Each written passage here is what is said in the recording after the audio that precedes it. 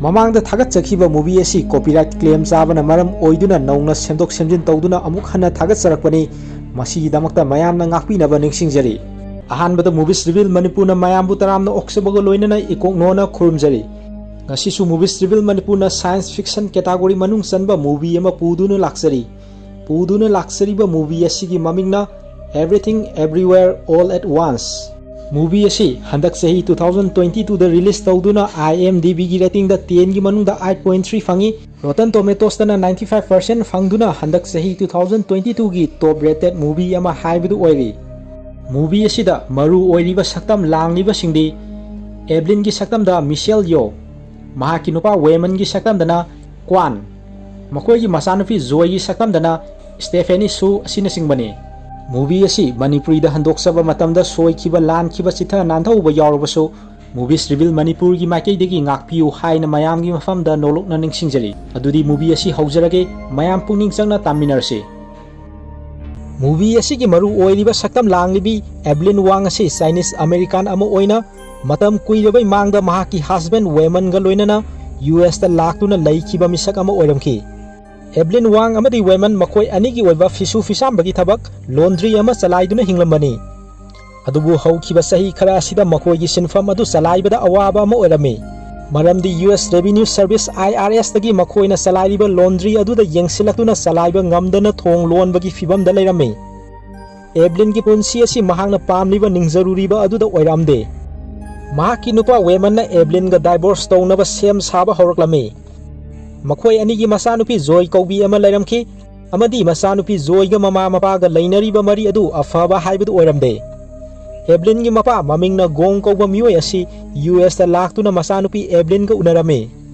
एब्लिन गी मपा गोंग गी मतुंग इना मसानुपी एब्लिन ना चाइना थादोक्तुना US दा लैखिबा असि सुपाम पामलमखिदे सिन असिदना अमुक एब्लिन वेमन अमदी गोंग US रेवेन्यू सर्विस IRS की ऑफिस दा लाक्तुना मखोय की बिजनेस अदुगा मरी लैनबा चेचांग डॉक्यूमेंट्सिंग पिसिनबा लाक्लमे मखोय अहुम अदु एलिवेटर अमदा काखलकपदा करीगुंबा अंगकवा थौदोक अमा थोक्लमे फोर्स अमा खंगना वेमन दा साफु अमा पिरक्लमे मदुना मरम ओइरगा महाक हानगा मानदबा अंगकवा तोंगानबा मोंग अमदा तौरक्लमे हाइबदी वेमन तोंगानबा हानगा सुमान मानदबा तोंगानबा मिसक अमदौना तौरक्तुना एलिवेटर मनुंगदुदा खिल्लिबा कैमरा अदु उदनबा सातिन अमा खंदोक्तुना लेप्तुना लैरिबा महाकी नुपी एब्लिन दो ओनसिनदुना एब्लिन की पुंसी अदु खुदोंग थीबा नंगदौरे हाइना वेमनना हाइरक्लमे वेमनना मखा तारक्तुना हाइरक्लमे अयहाक एक्सप्लेन तौनबगी मतम लैत्रे मरमदी मिकुप खरगी तुंगदा असेंगबा वेमन अदु हक्सांग असिदा अमुक लाक्लगनी हाइना एब्लिन दा हाइरमे वेमनना एब्लिन की मनाकोंगदा हेडसेट अमा हापामी अमदी महाकना सत्खरबा तुंगदा एब्लिन इनगदबा नियम खरा चे मसेट अमदा इदुना वेमनना एब्लिन दा पिरमखी एब्लिन की मनाकोंगदा हापीबा हेडसेट अदु मथौ तौरक्पा हौदुना एब्लिन ना पाइरिबा फोन अदुदा करीगुंबा अमा स्कैन तौबा अदु लोयरक्लमे मदुदगी एब्लिन दा करीगुंबा खरा थोक्लमी मदुदी एब्लिन ना पोकपदगी हौदुना चाइना थादोक्तुना लाखिबा मसानुपी जोय पोखिबा मसानुपीगा लैनरिबा मरी अदु फसिलक्तबा सिंग यावना एब्लिन ना हेक पोलक्पदगी थेंगनरक्पा सिंग अदु अमता चिथादना लोयनमक एब्लिन ना निंगसिंगदुना उरक्लमे मतांग अदुदा वेमन एब्लिन दा होरेन मीटिंग दा एब्लिन ना इनगदबा नियम सिंग अदु चेजेट अमदा इदुना एब्लिन दा पीदुना हाइरमे हौजिक ओइरिबा मतवसी अयहाक यावना कनामदा तमगनु मरमदी ngahaki matungda thokriba si ayhaksu ningsinglaroi haina wemanna aroibo oina hairame aduga khangudana force ama laktuna weman hanagi oiriba masagi fibam aduda amuk hanjilaklame thokriba thodok aduna maram oirage eblin chamam naba haibudu oiramke asumna makhoi ahum aduna unaba lakriba IRS ki officer Deirdre ga unaduna makhoi ki income amadi expenditure file adu officer aduda ulame एब्लिन की laundry service तौबगी नमादा अतोपा अहेनबा pollen मयाम अमा लैसिनखिबगी रिसिप्टसिंग अदु उबदा officer अदु अपेनबा हाइबदु ओइरमदे मसीना मरम ओइरगे एब्लिन अमदी वेमन की business अदु मखाताना चलाइबदा अकाइबो ओइगदबगी फिबमदा लेरमे मदुदगी एब्लिन ममांगदा सेजेट अमदा Irga पिरमबा meeting मनुंगदा महांगना इनगदबा नियम सिंगनी हाइरमबा अदु निंगसिंगलक्तुना सेजेट अदु लौथोक्तुना यंगलमे सेजेट अदुदा इरिबा सिंग अदुगी मतुंग इना एब्लिन ना थबक ओइना पांगथोक्लादुना महाकना तोंगलिबा खुंगुप अदु ओना तैनाना तोंगलमी ममित अदु उइसिलमी अमदी जेनिटर्स क्लोसेट थारिबा का अदुगी मनुंगदा महाकसी लैबनी हाइना एब्लिन की वाखलदा खलमे वाखल अदु खल्लदुना महाकी मनाकोंगदा थेलिबा headset adugi green button adu namnaba iramba adugi matung ina headset adugi green button adu Evelyn na namlubada Prithivi asida oiriba asengba reality sing adu hongkhirami. Evelyn na mahaka sapmanaba anisuba version ama tholaktuna asengba hanagi Evelyn gi consciousness wakhal adu janitor's closet thariba ka adugi manungda hana mamangda elevator da thola amba women gi atopa version aduga laiminarami. Haibadi Evelyn si amuktada matam amatada mafam anida laiba haibadu oiramki. Oirakliba thokliba mong asida Evelyn kham thengna ngakpa haibadu oirami. Women gi atopa version aduna multiverse hariba concept asigi asengba sing adu Evelyn da haireklami. Movie asida ulliba sin sing asi mathang manau naina explain tawbada gyan taroidaba maramna multiverse ki concept asi mayamna hena gyan tanaba movie asida yauriba sing asi subsin jaduna multiverse hariba concept asigi explanation adu hana khangmina kisi. Movie asida ulliba sing asigi matung ina taibang palasi universe mayam amana semba multiverse hariba aduni. Universe trillion mayam amada Prithivi trillion mayam ama multiverse manungda leiri. Leiriba Prithivi sing asida mi amagi tongan ba version sing hingli haibadi Prithivi amadana mi amana doctor oiba yai atopa Prithivi amadana sap manaba mi adugi version adu pilot oiramba yai. Asumna leiriba tongan ba universe ki tongan ba Prithivi da mi adugi tongan ba version adu sa oiba yai natragana nung fawbo oiba yai. Masiga sap manana hojik Evelyn na leiriba asengba Prithivi asida mahaki nupa asi women na oiduna makhoi ani China-dagi US da laktuna leikhiba oirami. Asumna ngaihaki mamangda elevator da amadi janitor's closet ta ukhiba women gi tonganba mong mataw ado alpha kauba universe amadagi hojik leiriba asengba Prithivi asida lakhiba alpha universe ta leiba women gi atopa version ama oiramki.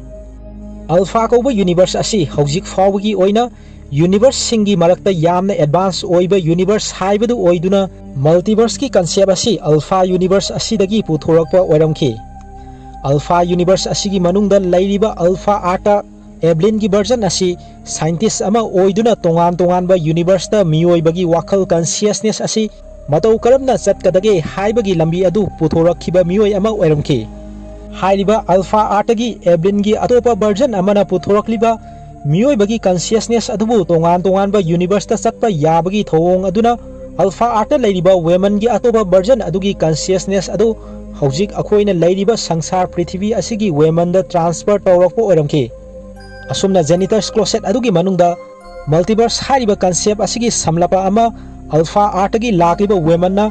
Evelyn da explain tawrabaso Evelyn na mahaksi kanano haibsi khangjaramde masigi maramdi Evelyn na mahaksi chap manaba matam amatada meeting tawriba mafam aduda amadi janitor's closet thariba ka adugi manungda ani thokna amuktada leiba aduna oiramki. Karigidamak alpha women na mahaki manakta laklibano haibasi khanglamde madugi paukhumda alpha women na Evelyn da hairami. Malem taibangpal pumbasi alpha universe ta leiriba Evelyn gi machanupi Joy gi khutta tumna manggadawre haina paukhum piraklami. Alpha universe ta Joy hairiba nupi asi khwaidagi talent leiba universe ama hektada matam ama hektada yausinba ngamba mioi ama oiramki. Alpha universe ki alpha art scientist oiribi Evelyn na mahaki limit ki wangmada universe ki matangda thijinbada system da asoiba leikhiba aduna maram oiraga Joy na matam ama hektada universe ama da chatpa ngambagi shakti adu fangkhirami. Asumna masing thingamdraba universe mayam asida leiriba Joy masamaki version mayam adugi knowledge adu alpha ata leiriba Joy na fangkhiba oiramki. Alpha Joy gi wakhalda malem sangsara si minambani amadi awaba nungaitabana yomsillaga leiba aduni haina khalami. Aduna awa ana nungaitaba asibu koknaba amadi matam supagi santi fangnaba Joy na everything bagel kauba black hole amakhak semlami. Hairiba everything bagel black hole asigi manungda multiverse ta leiriba pumnamak sing asi hapsinduna leiriba sangsara si tumna manghankhibadu Joy na pamlamki. Adubu Joy na pamliba sing asi thingba ngamgadaba mioi adu Evelyn matomta na oiramki. Maram aduna Joy na pumnamak asi tumna manghannaba pangthoki khaliba asida yetanaba Joy na universe amada satuna mahaki mama Evelyn gi version khudimak adubu hanaba honarami. Prithivi asida leiriba asengba Evelyn gi version asina mahaki tongan ba version singi maraktagi khwaidagi nungaitaba awaba taraba version haibadu oirami. Haibadi Prithivi asida leiriba asengba Evelyn si mahaki punsida natragana mahaki career da karigumba singthaningai oiba thabak amada tawdaba Evelyn gi version amakhak oirami atopa universe singda lairiba Evelyn gi tongan version sing adudi karigumba kharada natragana level amada mai pakna singthaningai oina thabak tawkhiba ngakta oina oiramki maduna maram oiraga joy gi makhutagi multiverse pu tumna manghanaba honarakliba asidagi masing thingamdana lairiba Evelyn gi tongan version mayam asigi maraktagi hojik akoina lairiba prithvi asigi Evelyn gi version asina multiverse asibu joy gi makhutagi kanma ngamgani haibasi alpha dagi lakliba women gi version aduna thajarami alpha joy asi yamna fattaba haibadu oirami amadi mahangna atopa miyoi mayam ama tongan ba universe singda tharaktuna Evelyn bu thiraktuna hanaba honaraklami hojik lairiba prithvi asidasu alpha joy gi miyoi mayam ama sangsilakliba asidagi Evelyn na masa ngakthok sanaba khudaki oiba skill mayam ama Evelyn na khangba mathau taraklami universe kharada Evelyn gi version amadi martial arts ki expert ama oirami hairiba universe asida prithvi asida lairiba asengba Evelyn na salabadi mahaksu martial arts ki skill singasi masa matomta khangba ngamlakadoribani asumna universe amadagi universe amada alpha joy na tharakliba mahaki mi sing aduna alpha women gi labam khanglaktuna mahakpu mi sing aduna attack tawraklami sab manaba matau amada alpha joy na tharakpa IRS ki officer Deirdre gi atopa alpha version amana alpha women amadi Evelyn bu thiraktuna attack mathang chatharaklami alpha joy na tharakliba mi sing aduga funaba amada martial arts ki expert oiriba Evelyn gi atopa version adubu thibo oina Evelyn na ahanbo oina universe amada khongdarami adubu mahakna hojik lairiba universe asida future da oina laktuna Evelyn amadi mahaki nupa women anigi marakta divorce taunabagi wafam oina khanarami asumna Evelyn na amuk hanna mahaki asengba lairiba taibangpal universe aduda present time da amuk halaklami matang aduda alpha joy na tharakpa alpha Deirdre Evelyn amadi women da attack tawraga lairamba aduda Evelyn na anirak subo oina mahaki headset aduda namduna atopa universe amada amuk laklami laibak fabadagi Evelyn na thiliba mahaki atopa version ama haibadi martial arts ki expert oiba aduna lairiba universe aduda oina asengba Evelyn na khongdarami prithvi da lairiba asengba Evelyn di China dagi US da laktuna laikhibani madugi ona tainabada atopa universe da lairiba martial arts ki expert oiriba Evelyn gi atopa version asidi USA da women ga satpagi mahuta China da adum laitharami hairiba Evelyn gi atopa version asidi China da martial arts ki expert oibada natana sauna mai paklaba actress amasu oiba ngamlamki hairiba martial arts ki expert oiriba Evelyn gi version adugi universe aduda asengba Evelyn na ngahak lairamlaba tungda mahaki original oiba prithvi da amuk halaklami Evelyn gi original oiba asengba prithvi da halakpada mamangi sinda alpha Deirdre Evelyn amadi women de attack tawakhiba adu makha amuk samdaraklami alpha Deirdre na songsinduna attack chatharakpa aduda Evelyn na ngakhoklami amadi Deirdre bu handakti Evelyn na khud halaktuna fudaraklami alpha Deirdre bu Evelyn na khud hanba ngamduna fudarakliba asi ngahaki mamangda martial arts heba Evelyn gi atopa version na lairiba universe aduda asengba Evelyn na yausiluba adudai martial arts ki skills sing adu khangba ngamlakhibana mahaki original prithvi da amuk halakada alpha Deirdre bu fuba ngamlibani masigi matungda Evelyn bu thirakpa miyoi sing ngahak laitringaida alpha women na Evelyn da sanaba ama pizarami masigi matung mafam adudai tholakpada Evelyn gi atopa version amana actress oiba atopa universe amada amuk asengba Evelyn adu salami universe aduda event ama silami women su universe adugi event aduda laktuna Evelyn bu unarami hairiba universe aduda di Evelyn yaudabida women matomta mai pakpa businessman amakhak oiramki makhoi anigi marakta matam kuinagi mamangdagi nungainadaba adudi matam kuidabai tungda unarabasu nungainadaba adudi hojiksu adu mami tabadu sinasida uri matang aduda alpha women na Evelyn bu atopa universe aduda lairuba adu asengba mahaki universe prithvi aduda amuk halakhalami alpha women na Evelyn bu asengba mahaki prithvi asida amuk halakhankhibagi maramdi fatraba alpha joy mafam asida laktringaida mafam asi thadoktuna chathaunabagi orami adubu hojik lairiba asengba universe prithvi asida alpha joy di laktuna Evelyn gi masanupi asengba joy da sangsinduna alpha joy na control tawrami alpha joy na asengba joy da sangsinduna control tawkhre habsi Evelyn amadi women di hojiksu khangdri amadi Evelyn na layriba building aduda Alpha Joy sangaktuna laykrabani. Matang aduda Alpha Women connection mangiduna mahaki Alpha Universe ta amuk hankiduna Evelyn matomta lehawkhirami. Evelyn na mamangda IRS ki officer Diadra da kinna thinkiba adugidamak police laktuna Evelyn bu farami. Ngahaki matungda mafam aduda yengbada tongan taba dress sel aduna Alpha Joy na Evelyn bu thiba sanglakami. Amadi police na faraba Evelyn ga Alpha Joy ga unarami. Universe khudingmakta layriba singasi Alpha Joy na mahangna pamba mongda onthokpa ngambagi shakti adu Alpha Joy da leirami. Mafam aduda police sing adu Alpha Joy na jagoi saba yauna onthokningba mong amada onthoktuna police sing adu Alpha Joy na khudum chalami. Alpha Joy gi mong matau oirekliba sing adu ubada Evelyn di angakpa haibudu oikre. Alpha Joy na Evelyn gi manakta sangsilaktuna Evelyn bu hanaba sem saraklami. Matang aduda Evelyn na mahaki funabagi skill sing adu hene hengalaknabagi damak atopa universe amada amuk chalami. Adubu mahakna chaliba universe adugi mi sing adudi miyoibagi sumnagi khutsa gi mahut hot dog ki khusa oina panba universe ta oiramki. Hairiba universe asida Evelyn ga Deirdre ga mari leinaduna TV da lakliba aduda mi singna makhoi gi hot dog parliba khusa adu amaga sathoknabadu yengba pamba mafam ama oirami. Asumna Evelyn na funabagi skill sing khangnabani haiduna chatluba universe adudi ona tainaramduna atopa universe ama oirambadagi Som da Prithvi da Alpha Joy na Evelyn bu hat naba thorang tawal loiraklami. Alpha Joy na Evelyn bu hat ke tawba matang aduda Evelyn gi mapa gong laktuna Evelyn bu Alpha Joy gi makotai kalami. Layriba famdi Alpha Universe tagi asengba Prithvi asida laktuna Evelyn gi mapa gong da thawai adu sangsin khiba oibana Alpha Joy gi makotai Evelyn bu Alpha gong na kanba ngamba oiramki. Ngahaki matungda Alpha Universe tagi lakliba sing adu asengba Prithvi asi thadoktuna chatkibana maram oiraga Evelyn gi masanupi Joy amadi Women confuse salami. Masigi maramdi Joy amadi Women da Alpha dagi lakliba sing adugi thawai adu sanglingai matamda tawkhiba sing adu Alpha sing aduna thadoktuna chatkraba matungda di makoi na mamangda tawkhiba sing adu amata ningsinglamde. Makoi anida Evelyn na oirakliba amadi tungda tholakadaba sing adu explain tawnabo honarami.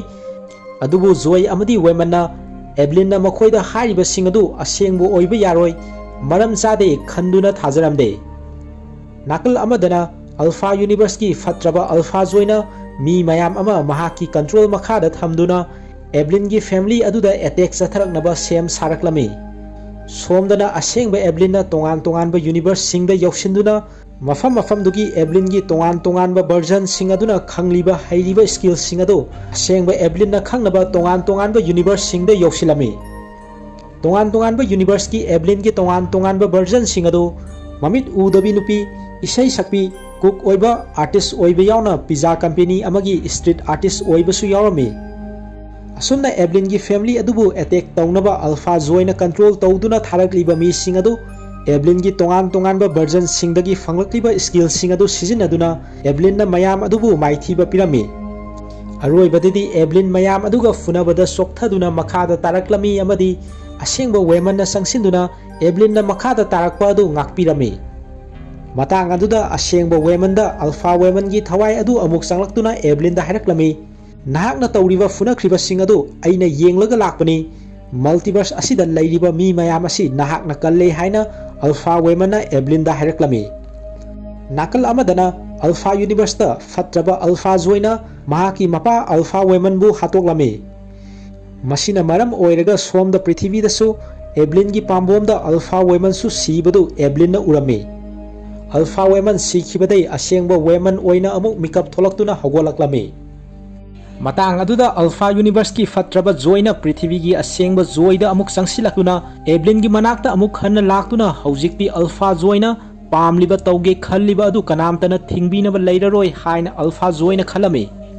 Alpha Joy ga thengnaba ngamnaba Evelyn na atopa universe singda satuna ahenba skill sing fangnaba honarami. Adubu maduna hena Evelyn da masa nungaitaba awaba haibadu oiraktuna Evelyn makhada longna takhirami. Alpha Joy na Evelyn makhada taraga siraga leiba adu hundoklamlaga chatkirami. Mathangi sindana amuk sikre khanduna hundoklamlaba asengba Evelyn adu atopa universe ki Evelyn gi version na actress oiba amada oina asengba Evelyn gi wakhal khalliba mong consciousness adu sanglaktuna mahaki anauba film amagi premiere yenglaga leirambadu uri. Chap manaba universe amada atopa universe amadana amuk asengba Evelyn adu Evelyn gi version na cook oiba amada su amuk sangsilami. Asumna chap manaba matamda tongan ba universe singda Evelyn gi tongan ba version singda asengba Evelyn gi wakhal khanba ngambagi mong consciousness adu sangsilami. Chap manaba matam amatada tongan ba universe ta asengba Evelyn na yoksiluba aduna maram oiraga mahak puba thangba ngamlaktaba haibudu oirami. Maram asidagi movie asigi haurakpada IRS ki officer Deirdre meeting tawrambadu loiraba matung future da oina scene asi ulakladuna sengba Evelyn na mahaki mayumgi office ta famlaga lairambadu scene asida uri. Evelyn gi family adu Chinese New Year gi celebrate tawnaba sem saraga lairami. Mafam aduda Evelyn na mahaki masanupi Joy sanglakliba adu Alpha Universe ki fatraba Alpha Joy ra haina check tawrami.